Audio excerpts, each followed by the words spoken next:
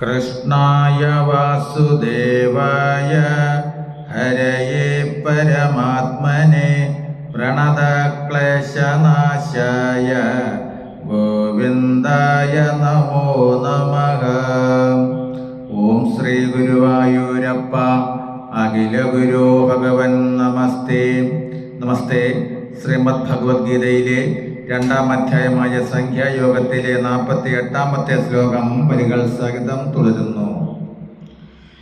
യോഗസ്ഥ ഗുരു കർമാണി സംഗം ത്യക്താദനജ്ഞയ സിദ്ധ്യസിദ്ധോ സമോ ഭൂത്വാ സമത്വം യോഗമുച്യതേ. നമസ്തേ. 48-ാമത്തെ ശ്ലോകത്തിൽ പറയുന്നു: അല്ലയോ അർജുന, ഫലസംഘം വെടിഞ്ഞ് ജയത്തിലും പരാജയത്തിലും ഫലസംഘം വെടിഞ്ഞ് ജയത്തിലും പരാജയത്തിലും മനസ്സിനെ സമനിലയിൽ നിർത്തി ബ്രഹ്മനിഷ്ഠനായി കർമ്മങ്ങൾ അനുഷ്ഠിക്കൂ. മനസ്സിൻ്റെ സമനിലയാണ് ആത്മനിഷ്ഠ അഥവാ യോഗം. യോഗം എന്നാൽ മനസ്സിൻ്റെ സമസ്ഥിതിയാണ്. സമസ്ഥിതിയിലെത്തിയ മനസ്സ് ബ്രഹ്മസ്വരൂപം കൈക്കൊള്ളുന്നുവെന്നാണ് നിയമം. സമസ്ഥിതി നേടാൻ ആദ്യമായി വേണ്ടത് മനസ്സിനെ ഏകാഗ്രപ്പെടാനുള്ള ഒരാശ്രയമാണ്.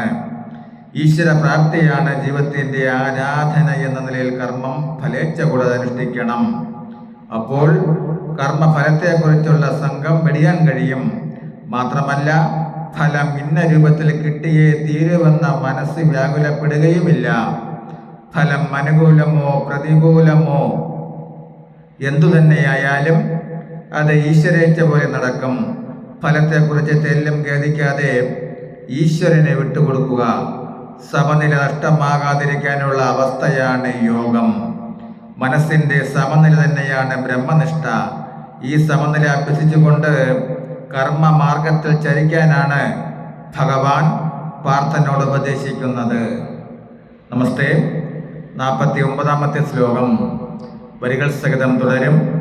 നാളെ. ഹരേ രാമ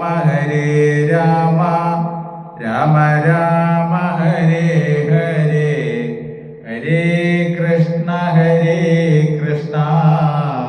കൃഷ്ണ കൃഷ്ണ ഹരേ